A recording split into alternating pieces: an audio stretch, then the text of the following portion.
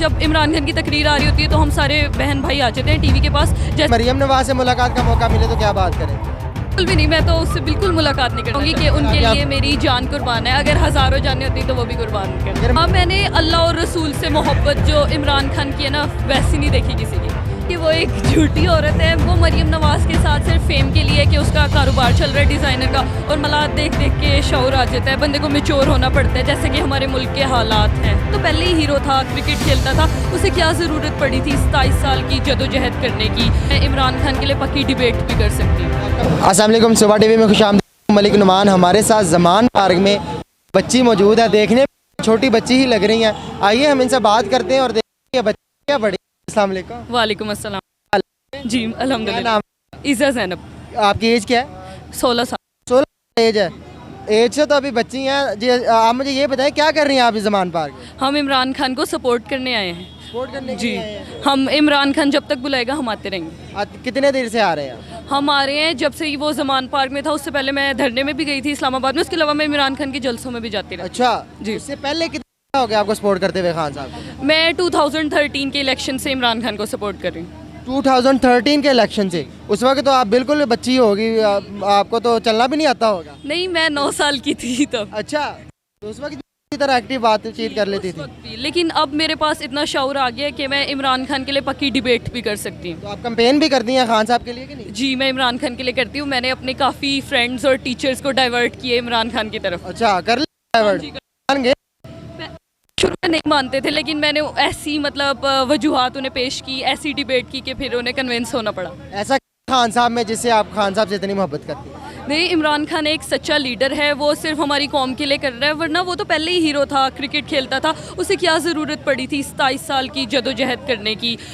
मतलब ये नून लीग वालों को जब कुछ नहीं मिलता तो ये उसके किरदार पे आ जाते हैं, क्योंकि करप्शन तो उसके ऊपर ज़ाहिर है साबित हुई नहीं है कभी।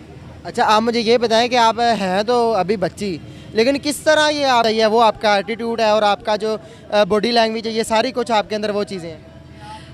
बस मैं यही कहूँगी कि हालात देख देख के शऊर आ जाता है, बंदे को मैच्योर होना पड़ता है, जैसे कि हमारे मुल्क के हालात हैं उनको देखते हुए। मतलब आप ये देखें कि जब इमरान खान वज़ीर आज़म था तब ये मरियम नवाज़ बड़ा कहती थी कि बहुत महंगाई हो गई है, महंगाई हो गई है। तो अब क्या हो रहा है? और अब तो आई थिंक डबल ट्रिपल पे चली गई है महंगाई। अब वो कुछ नहीं कहते। अच्छा, खान साहब से मुलाकात हुई है आपकी? नहीं, मुझे शौक तो बड़ा है, इंशाल्लाह। अगर मुलाकात होगी तो क्या बात करेंगे उनसे? तो मैं उन्हें बताऊंगी कि मैं कितने सालों से उनकी फ़ैन थी, और मैं उन्हें बताऊंगी कि उनके लिए मेरी जान कुर्बान है। अगर हज़ारों जानें होती तो वो भी कुर्बान कर। अगर मरियम नवाज से मुलाकात का मौका मिले तो क्या बात करेंगे? बिल्कुल भी नहीं, मैं तो उससे बिल्कुल मुलाकात नहीं करना चाहती। अगर आपके सामने आ जाएं चलती तो मैं इग्नोर कर जाऊँगी वहाँ। इग्नोर करके जाएंगे, कोई बात नहीं करेंगी? हाँ, बस मैं ये कहूँगी कि बंदे को इतना झूठ नहीं बोलना चाहिए, क्योंकि अल्लाह के भी हाजिर होना है। अच्छा, मुझे ये बताएं कि पीटीआई में इमरान खान साहब के अलावा सबसे अच्छा कौन लगता है? मुझे शफकत महमूद और हमाद अजहर बहुत अच्छे लगते हैं। अच्छा, इनके अलावा और अली मोहम्मद खान? असद उमर भी अच्छा है, अली मोहम्मद खान भी, शाह महमूद कुरैशी बहुत अच्छे लगते हैं। अच्छा, क्या बात है। और पीडीएम में सबसे बुरा कौन लगता है? सबसे बुरा ना मुझे लगता है जो दोगला बंदा होता है, मुनाफिक, फजल रहमान मुझे सबसे बुरा लगता है। क्या उसके अंदर क्या चीज़ बुरी लगती है? मतलब वो दीन ना यूज़ करता है सियासत के नाम पर। अच्छा, खान साहब जब सियासत में पहले पहले आए थे उस वक्त ये दीन के इतने ज़्यादा नॉलेज नहीं थे रखते और ना इतनी बात करते, लेकिन अब जो वो बात करते हैं ऐसा लगता है जैसे कोई आलिम दीन बात कर रहा है। तो इनमें फिर फ़र्क क्या दोनों में? मतलब फजल रहमान एक झूठा है कि मतलब वो दीन को ना सियासत के लिए इस्तेमाल करता है, और वो मतलब डीजल इतना पैसा खाता है। लेकिन इमरान खान ऐसा नहीं है, वो माशाल्लाह से पहले इस्लाम की तरफ कम थे, लेकिन अब वो इस्लाम की तरफ टोटली डाइवर्ट हो गए हैं कि ना जब इमरान खान की तकरीर आ रही होती है तो हम सारे बहन भाई आ जाते हैं टीवी के पास, जैसे वो दीन की बातें करते हैं, हमें बहुत सीखने को मिलता है। अच्छा, खान साहब से आप दीन की बातें सीखती हैं? जी।